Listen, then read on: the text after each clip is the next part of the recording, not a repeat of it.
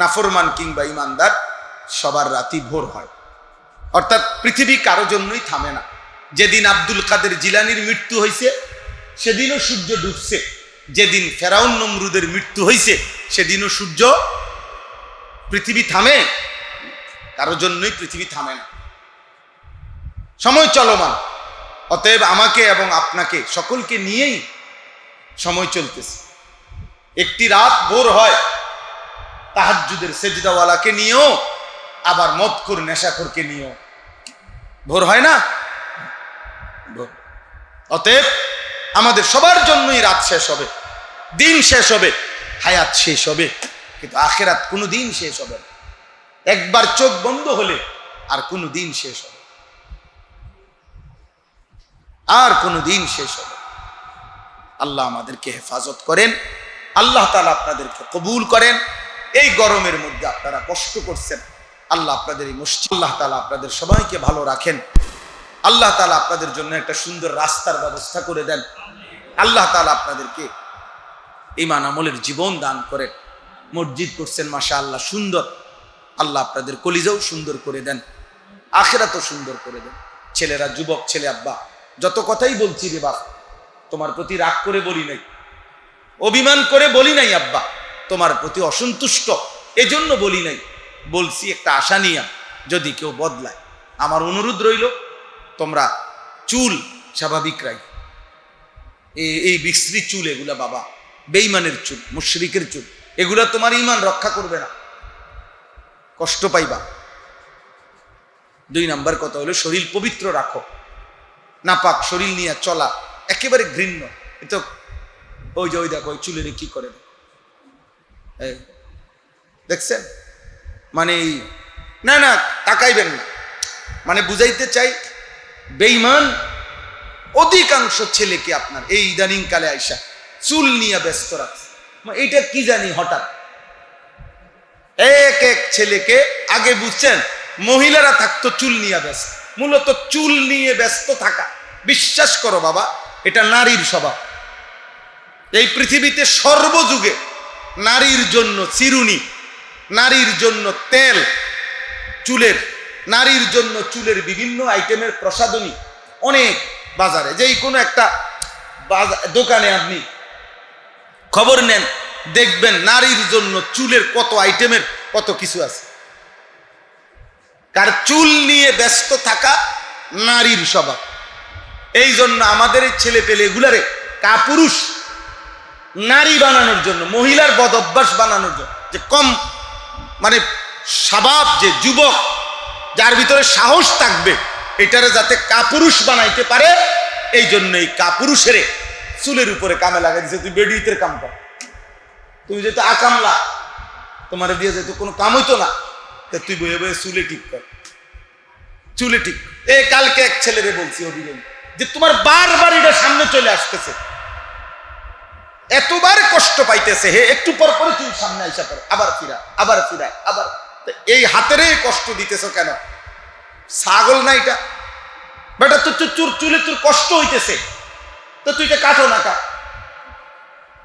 মানে এরটাও কি কোনো কথা নেই যে একটা পাগলেরও তো একটা জাত ফাত আছে, যে কিরে আমার এটা কি বললো, কি বললো, আমার এটা কি ডিজাইন দিল, আমারে কষ্ট ফেলাই দিছে বারবার। আমারে যদি বলে এই একটা জিনিস মোবাইল, এটা আপনি একবার হাতে নিবেন, আবার নিচে তুইবেন, আবার হাতে নিবেন, আবার নিচে তুইবেন, আবার নিবেন, এভাবে যদি আমারে আধা ঘন্টা করতে বলে, আর আমি যদি এরকম করি, তো বাকি মানুষে কি করবো? এটা কি? একটা ছেলেও যদি বুঝো বাবা, নিজেরে নষ্ট করে দিও না রে। কেউ মনে রাখতো না এই পৃথিবী। আমার ছোটবেলার প্রাইমারি স্কুলের কোনো সাথী আমি আর জানি না কে কোথায় আছে। আমার পড়ালেখার জীবনের বন্ধুরা কেউ আমার সাথে আশেপাশে নাই, সবাই সবার মতো। এই নগদ দুনিয়াতেই তো কেউ কারোর সাথে নাই, কবর আখেরাতে কোত্থেকে পাইবে? কোত্থেকে পাইবে? বাপেরও খুঁজে পাবে না, মা কেউ না, স্ত্রী কেউ না, সন্তান কেউ না। ইয়াউমা ইয়াফিরুল মারউ মিন আখি ওয়া উম্মিহি ওয়া আবি ওয়া সাহিবাতিহি ওয়া বানি। আল্লাহ বলে সেদিন আখিরাতের দিন ভাই ভাই থেকে দূরে সরে যাবে, পলায়ন করবে। ইয়াফিরু মানে পলাবে। মা ছেলেকে দেখে লুকাইয়া যাবে যদি ছেলে নেকি চায়। ছেলে মাকে দেখে লুকাইয়া যাবে। মা যদি বলে ফুত মারে 10টা নেকি দাও না, এজন্য লুকাইয়া যাবে। আল্লাহর কোরআনে আল্লাহ বলছে মা বাবা স্ত্রী ছেলে মেয়ে ভাই বেরাদর ইয়াফিররু, একজন আরেকজন থেকে লুকিয়ে যাবে। আল আখিল্লাউ ইয়াউমাইদিন বা'দুহুম লিবা'দিন আদুউন, আল্লাহ বলে সমস্ত বন্ধুগণ সেদিন কিয়ামতের দিন একে অপরের শত্রু হয়ে যাবে। 40 বছরের ব্যবসার পার্টনার, 40 বছরের বন্ধুত্ব, হাসরের দিন বলবো আপনাকে তো চিনলাম না, কে আপনি? উমা কিরে কই ঢাকাইতে, কে বলে আমার চিনে না। আজ দুনিয়ায় থাকতে 40 বছর এক লগে দোকানদারি করলাম, হয়তো কবে চিনে না। আল্লাহ বলে হ্যাঁ এটাই হবে, চিনবেন। কেউ কাউকে চিনবে, কেউ কাউকে পরিচয় দিবে না। আজকে আমরা অধিকাংশ মুসলমান এত বেশি আমাদের খামখেয়ালি, বললাম না, কোনোভাবেই ভাবতে চায়। আরে কদ্দুর কথা বলেন পরিবারে, নিজের স্ত্রীর সাথে পরামর্শ করেন যে ছেলেগুলোকে নামাজি বানানো যায় কেমনে, মেয়েটাকে পর্দানশীল বানানো যায় কেমনে, একটু কথা বলেন। টোটালি কোন আলাপ। বাপের মাথা তো দুনিয়া, ফুতের মাথা তো দুনিয়া। বাপেরও কথা হইলো আরে ফুলাগারে যদি একটা টাকা পয়সার লাইন করে দিয়ে যেতে একটা, জিগারে যদি একটা পয়সাওয়ালা চাইয়া জামাই চাইয়া দিয়া বিয়া দিয়ে যেতে পারতাম, এরপরে আর আমি মূল্য কোনো দুঃখ ছিল না। এই যে বাপের মাথা তো দুনিয়া, দাদার মাথা তো দুনিয়া। আহা দাদায় থাকতে যদি নাতি তোরে একটা চাকরি বাকরি অথবা একটা লাইন ফাইন হয়েছে বিদেশ দেখে যেতে পারতাম, দাদার মনটা শান্তি হইতো।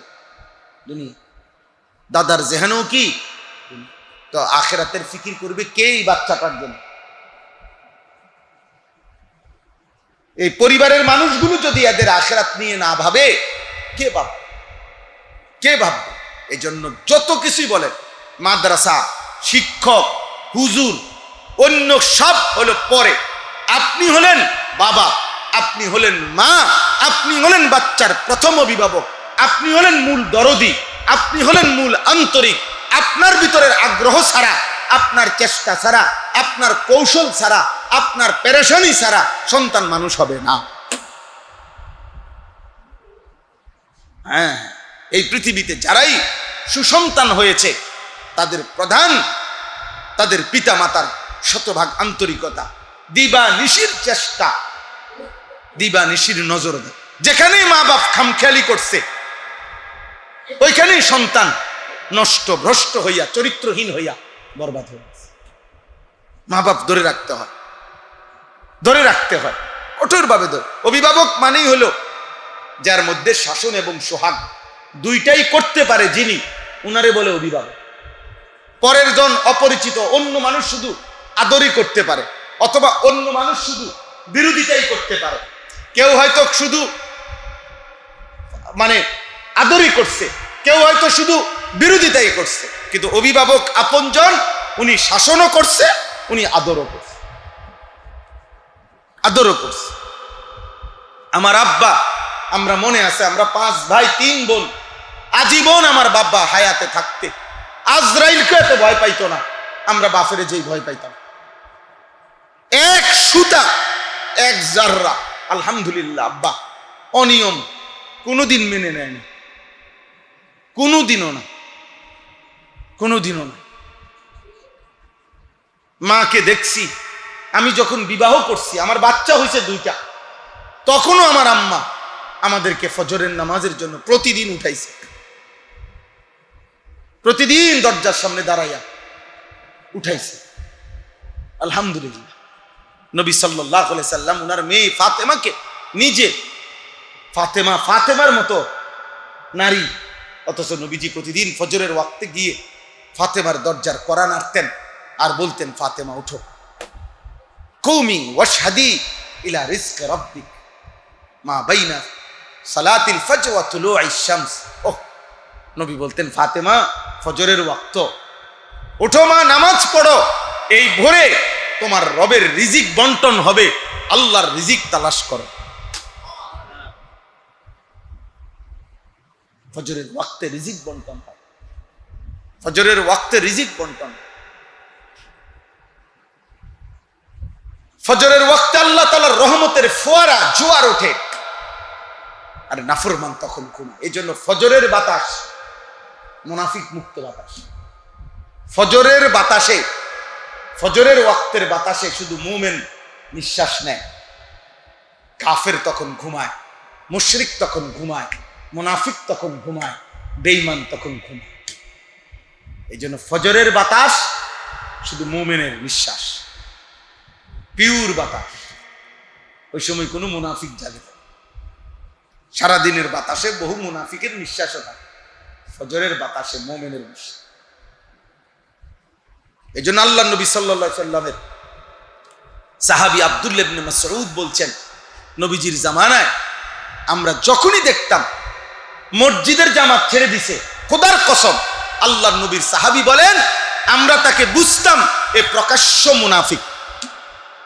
কানা মুনাফিকান বাইয়িনুন নিফাক। প্রকাশ্য মুনাফিক ছাড়া। হযরত আব্দুল্লাহ ইবনে মাসউদ বলেন নবীজির জামানায় আমাদের হায়াতে কোনোদিন আমরা কোনো ঈমানদারকে মসজিদের জামাত ছাড়তে দেখি না। হ্যাঁ, আমরা বুঝতাম ও শুধু জামাতে নামাজ পড়ে না, যে মূলত প্রকাশ্য মুনাফিক। ইল্লা কানা মুনাফিকান বাইয়িনুন নিফাক। প্রকাশ্য মুনাফিক তো মূলত কয় তারে যে লুকায়। মুনাফিক মূলত হলো কি, যে তার লুকোচুরি করে, বুঝতে দেয় না। দড়ি মাছ নাসুই পানি, মুসলমানদের লগেও তাল দেয়, কাফেরের লগেও কি তাল দেয়, এরে কয় কি মুনাফিক।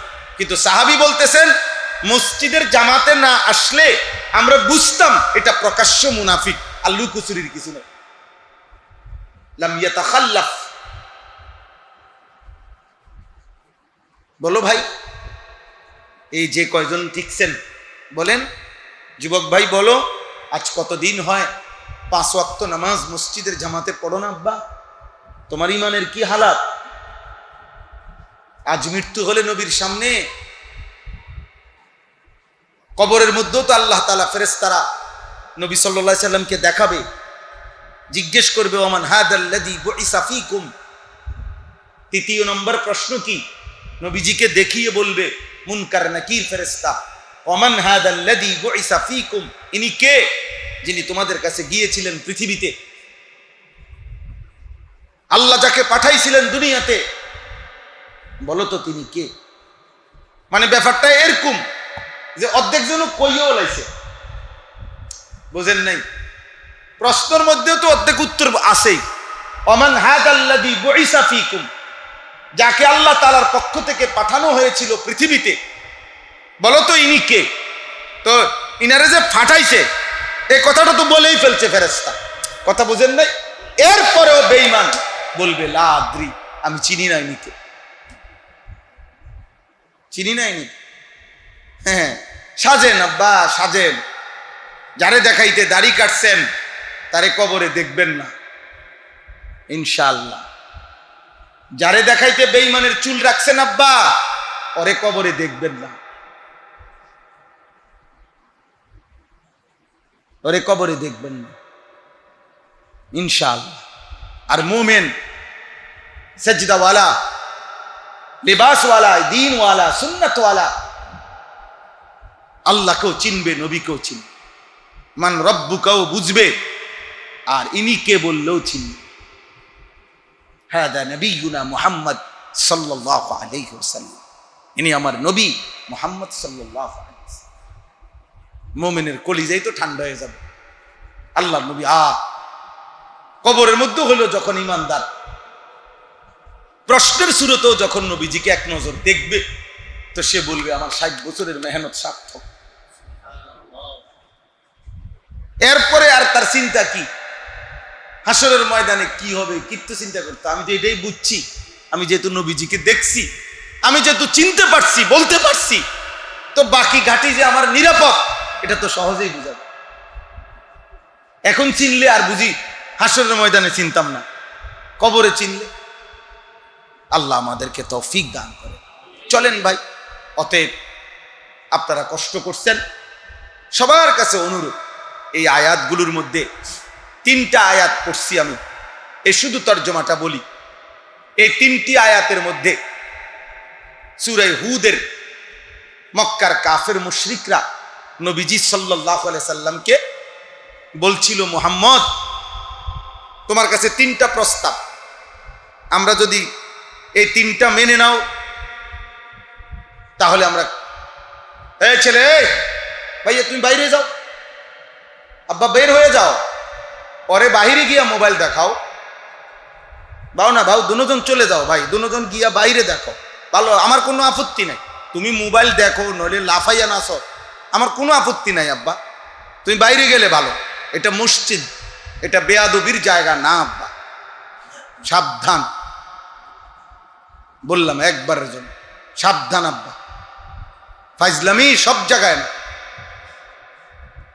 আল্লাহ তাআলা সুস্থ রাখলেই ভালো থাকা, 1 সেকেন্ড নিরাপত্তা আল্লাহকে বাদ দিয়ে আমাদের কাছে কারো কাছে নাই, সাবধান, কোনোভাবেই খামখেয়ালি করেন, চলতেছেন ঠিক আছে, ভাত খাইতেছেন, পেশাব করতে আছেন, লজ্জাস্থানের চাহিদা পূরণ করছেন, এগুলো জানোয়ারের চাহিদা, মানুষের চাহিদা না। মানুষের চাহিদা হলো ঈমান, মানুষের চাহিদা হলো আখিরাত, মানুষের মূল চাওয়া হলো আল্লাহকে পাওয়া, আর ভাত মাছ চাল ডাল পেশাব পায়খানা এগুলো তো জানোয়ারের চাহিদা, এটুকু তো জানোয়ারকেও যা দেয় আল্লাহ মানুষকেও দেয়। 2টা চাহিদা মানুষ এবং জানোয়ার বরাবর, একটা হলো পেটের চাহিদা আর একটা হলো লজ্জাস্থানের চাহিদা। এই 2টা চাহিদা আল্লাহ তাআলা জানোয়ারেরও পূরণ করে, মানুষেরও পূরণ করে না? নাহলে কুকুরের বাচ্চা হয় কেমনে, ছাগলের বাচ্চা হয় কেমনে? তো তার যদি যৌন চাহিদা পূরণ না হয় তো বাচ্চা হয় কেমনে? তার যদি খাবারের চাহিদা পূরণ না হয় তো সে বাচ্চা থাকে কেমনে? এই জন্য এতটুকু না, মুমিনের চাওয়া আল্লাহ, মুমিনের চাওয়া কি? আখিরাত। তো আল্লাহ তাআলা বলেন, মক্কার কাফেররা বলতো, এই শেষ করে দিচ্ছি, মুহাম্মদ সাল্লাল্লাহু আলাইহি সাল্লাম নবীজিকে বলতো, মুহাম্মদ 1 নম্বরে তুমি যদি আমাদের সামনে স্বর্ণ ভান্ডার, রৌপ্য ভান্ডার, খনির মতো দেখাইতে পারো যে আমরা যা মন চাই দিতে পারবা সম্পদ দুনিয়ার, তাহলে আমরা কালেমা পড়ি। এই হলো 1 নম্বর, লাউলা উনজিলা আলাইহি কানজুন। 2 নম্বর, তোমার সাথে যদি একজন প্রকাশ্য ফেরেশতা আমগরে দেখাইতে পারো, যে ফেরেশতা ডাইরেক্ট আমগোর সামনে বলবে যে এই আল্লাহর নবী, তোমরা তাকে মানো, এর প্রকাশ্য ফেরেশতা যদি আনতে পারো তাহলে কালেমা পড়ো। নাউজুবিল্লাহ। 3 নম্বর, তুমি যদি এই কোরআনটা বদলাইয়া, কারণ এই কোরআনে আমাদের দেব দেবতা এগুলোর বিরুদ্ধে অনেক কথা বলছে, এগুলা বাদ দিয়ে তুমি স্বতন্ত্র নতুন পৃথক একটি কোরআন যদি আনতে পারো তাইলে আমরা তোমার উপরে ঈমান আনব। এখন বলেন, একটা কথাও কি যুক্তির কথা? আমাদের গ্রাম দেশে বলে আর কি, আমগো দেশে কয়, আপনাদের এদিকে আছে কিনা এই কথা, আমাগো লাকসাম নোয়াখালীর দিকে বলে, আরে রবিবার দিন, রবিবারে বাঁশ দেয় না, মানে আগের দিনে যে মানুষে বাঁশ কাটতো, কেউ কাউরে বাঁশ কাটতে দিত, রবিবারে কি করতে দেয় না, বাঁশ কাটতে দেয় না। আমগো দেশে কোন দিন? রবিবারে। তো আমগো দেশে একটা কৌতুক কয় আর কি, যে এক বেটা আরেক বেটার কাছে কইছে, ও আমার 2 বাঁশ লাগে, আপনি যদি আমারে দিতেন। তো এ বেটার মূলত দেওয়ার ইচ্ছা নাই, এই জন্য কইলো যে রবিবারে আইসো। কারণ রবিবারে যখন আসছে, তোমার তুমি জানো না রবিবারে তো কি দেয় না। তো আমগো দেশে কয় যে বাঁশ না দৈন্যরে কইও রবিবারে আইতে, মানে মূলত তো বাঁশ দিবে না, এই জন্য বলতেছে কি বারে আসতো।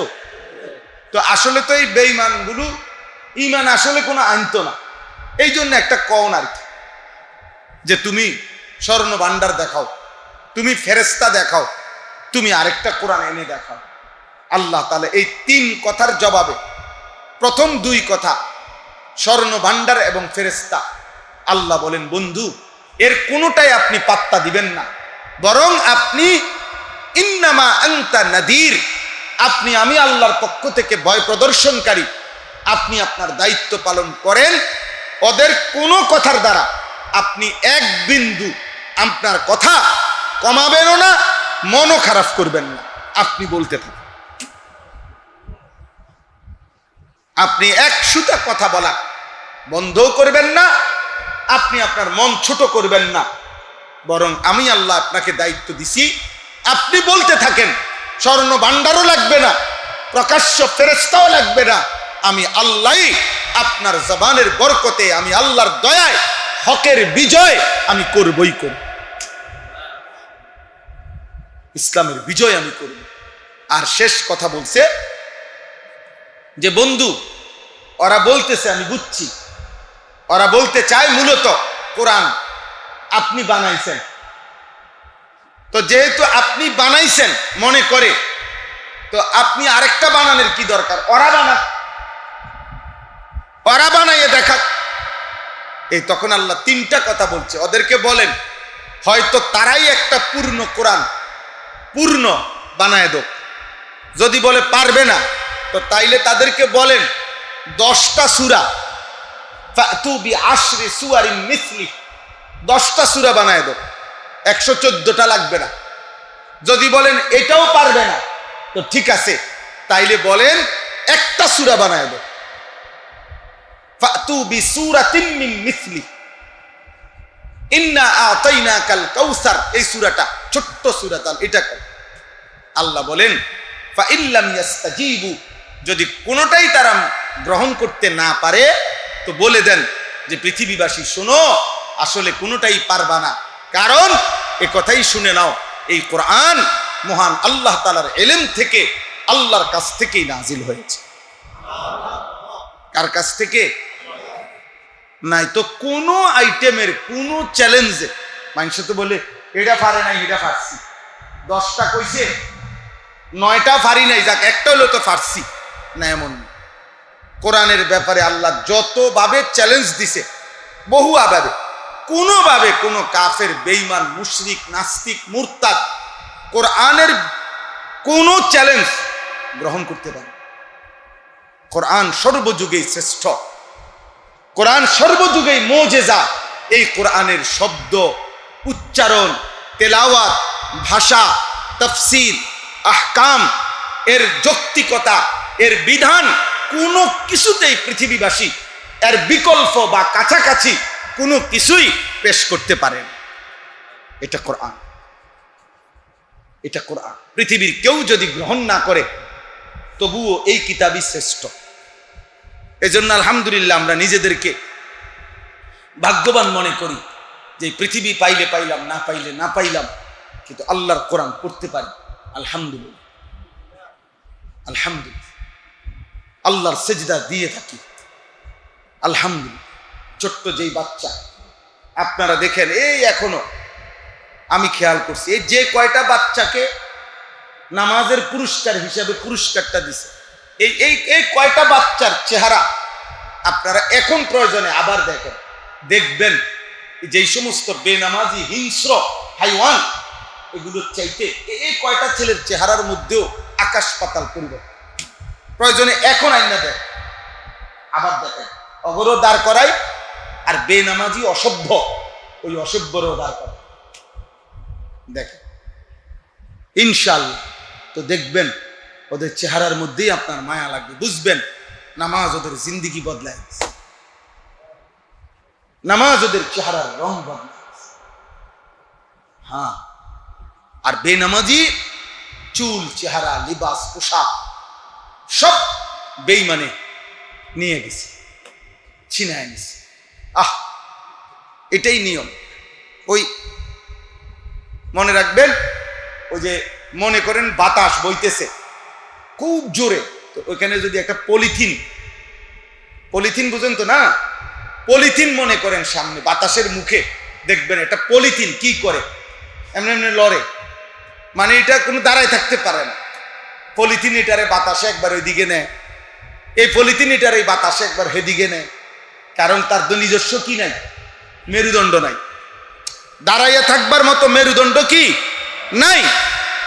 এই পাপী, বেনামাজি, চরিত্রহীন, মোবাইল, নারী লুবি, অশ্লীল, মদখোর, জেনাখোর, নেশাখোর, গাঁজাখোর, এগুলো এর মেরুদণ্ড নাই, এই মেরুদণ্ড না থাকার কারণে কখনো ইহুদি টানে, কখনো খ্রিস্টানে টানে, কখনো হিন্দুয়ে টানে, কখনো বৌদ্ধে টানে, কোনো গায়কে টানে, নায়কেও টানে, খেলোয়াড়েও টানে। দেখবেন খেলোয়াড় আইলেও দৌড় দিব, নর্তকী আইলেও দৌড় দিব, কারণ তার তো কি নাই, মেরুদণ্ড নাই, কাপুরুষ। তো কাপুরুষ। আমরা কিতাবে পড়ছি পূর্ব জামানার একজন বহুত বড় মুহাদ্দিস ছিলেন ইয়াহইয়া আন্দালুসি, স্পেনের। উনি মদিনায় পড়তে গেছিলেন ইমাম মালিকের কাছে। ইমাম মালিক একজন বড় ইমাম ছিলেন, 4 মাযহাবের ইমাম। তো উনার ছাত্র ছিলেন উনি। তো একদিন ক্লাসে ছাত্ররা সব পড়তে বসছে মদিনায়, তখন হাতি আসছে পাশে, হাতি। তো চিৎকার উঠছে যে হাতি আইছে। বাচ্চা ছেলেরা, ছাত্ররা সব দৌড় দিয়া গেছে গা হাতি দেখতে। ইমাম মালিক উস্তাদ আইসা উনার জিজ্ঞাসা করছে, ইয়াহইয়া, বাকি ছেলেরা কোথায়? বলছে, হযরত ওরা হাতি দেখতে গেছে। বলছে, তো তুমি দেখলে না? তখন তিনি বলছিলেন, হযরত ইমাম মালিককে বলছেন, উস্তাদকে, সুদূর স্পেন আন্দালুস থেকে 1000 মাইল দূরে এই মদিনায় হাতি দেখতে আসি নাই, এলেম শিখতে আসছি, আপনাকে দেখতে আসছি। আমার ভাই, অতএব ছেলেরা বাবা আল্লাহকে চিন। খুব চালাক মনে করো না, চালাক মনে করো না, চালাক মনে করো না বাবা। চুল চেহারা মুসলমানের মতো বানাও, ইমানদারের মতো। এই যে ওই চুল দেখেন, ওই যে ওর চুল ওই যে ওইদিকে আছে, মানে যেই চুল শুধু উপরে এক অংশ চুল আর আরেক অংশ একদম কাটা চারিদিকে, মানে একদম সমান, চুল নাই একদম, আর কিছু অংশ আছে, সম্পূর্ণ নাজায়েজ চুল। রাসূলুল্লাহ সাল্লাল্লাহু আলাইহি সাল্লামের স্পষ্ট হাদিস। হাইসো না, কেউ কাউরে দেখার দরকার না, আমি বুঝাইলাম।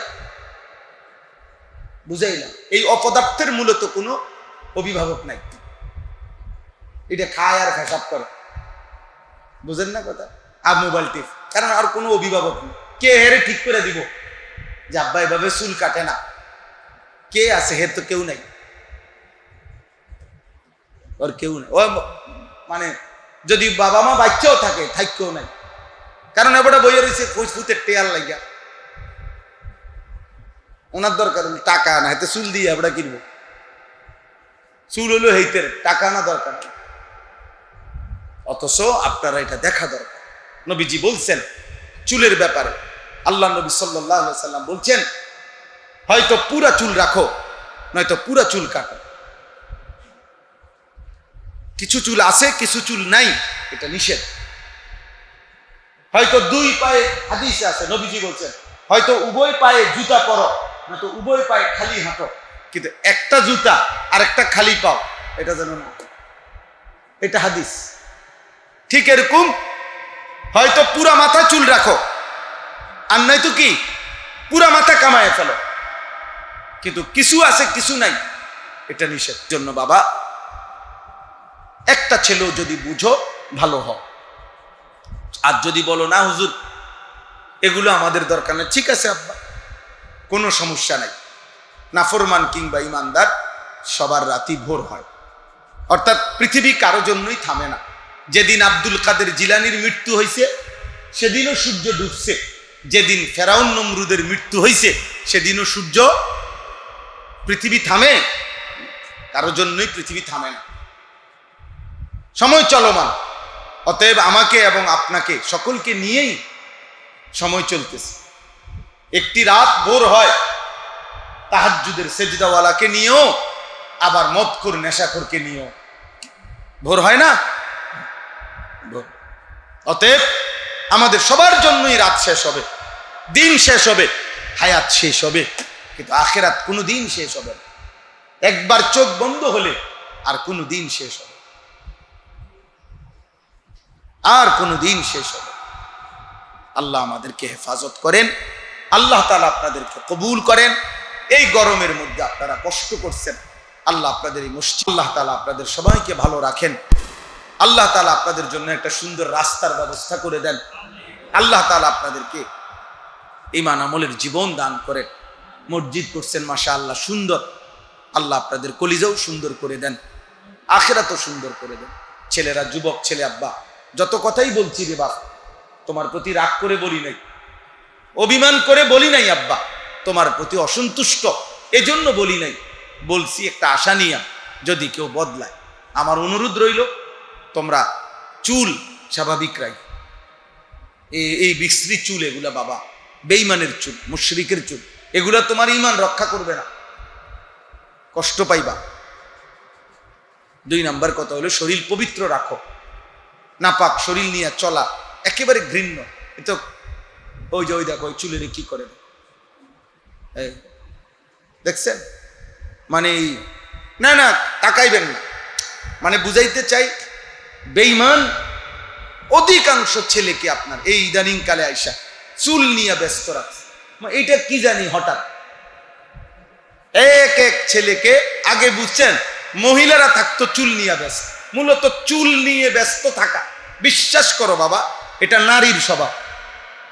এই পৃথিবীতে সর্বযুগে নারীর জন্য চিরুনি, নারীর জন্য তেল চুলের, নারীর জন্য চুলের বিভিন্ন আইটেমের প্রসাধনী অনেক বাজারে, যেই কোনো একটা দোকানে আপনি খবর নেন, দেখবেন নারীর জন্য চুলের কত আইটেমের কত কিছু আছে। কার চুল নিয়ে ব্যস্ত থাকা নারীর স্বভাব। এই জন্য আমাদের এই ছেলে পেলে এগুলারে কাপুরুষ নারী বানানোর জন্য, মহিলার বদ অভ্যাস বানানোর জন্য, যে কম মানে স্বভাব, যে যুবক যার ভিতরে সাহস থাকবে এটারে যাতে কাপুরুষ বানাইতে পারে, এই জন্য এই কাপুরুষের চুলের উপরে কামে লাগাই দিছে। তুই বেডিতের কাম কর, তুমি যেহেতু আকামলা, তোমার দিয়ে যেহেতু কোনো কাম হইতো না, তুই বয়ে বয়ে চুলে ঠিক কর, চুলে ঠিক। এই কালকে এক ছেলেরে বলছি অভিযোগ, যে তোমার বারবার এটা সামনে চলে আসতেছে, এতবার কষ্ট পাইতেছে, হে একটু পর পরে চুল সামনে আইসা করে, আবার ফিরায়, আবার ফিরায়, আবার এই হাতেরে কষ্ট দিতেছ কেন? ছাগল না এটা বেটা, তোর চুলে তোর কষ্ট হইতেছে, তো তুই এটা কাটো না কা।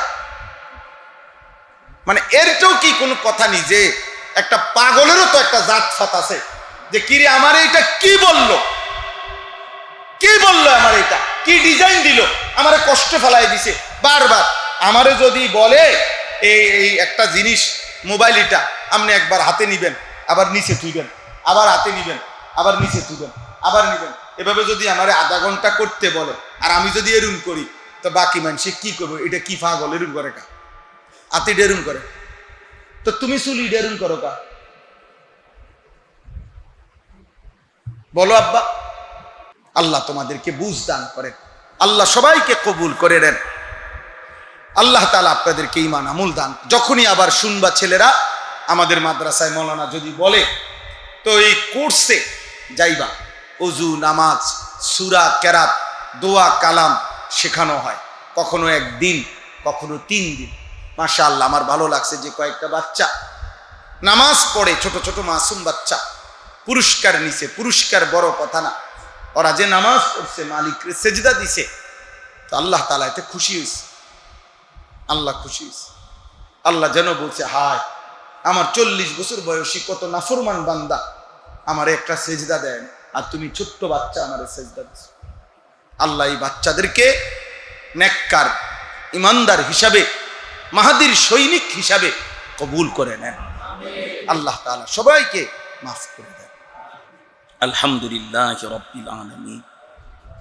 আল্লাহুম্মা আনতাস সালাম ওয়া মিনকাস সালাম, তাবারাকতা ইয়া দাল জালালি ওয়াল ইকরাম, ইয়া আরহামার রাহিমিন, ইয়া আরহামার রাহিমিন, ইয়া আরহামার রাহিমিন। রব্বানা যালামনা আনফুসানা ওয়া ইল্লাম তাগফির লানা ওয়া তারহামনা লানাকুনান্না মিনাল খাসিরিন। রব্বানা ওয়া আতিনা মা ওয়া'আদতানা আলা রুসুলিক ওয়া লা তুখজিনা ইয়াওমাল কিয়ামাহ ইন্নাকা লা তুখলিফুল মিআদ। ربنا اصرف عنا عذاب جهنم إن عذابها كان غراما إنها ساءت مستقرا ومقاما ربنا لا تزغ قلوبنا بعد إذ هديتنا وهب لنا من لدنك رحمة إنك أنت الوهاب رب ارحمهما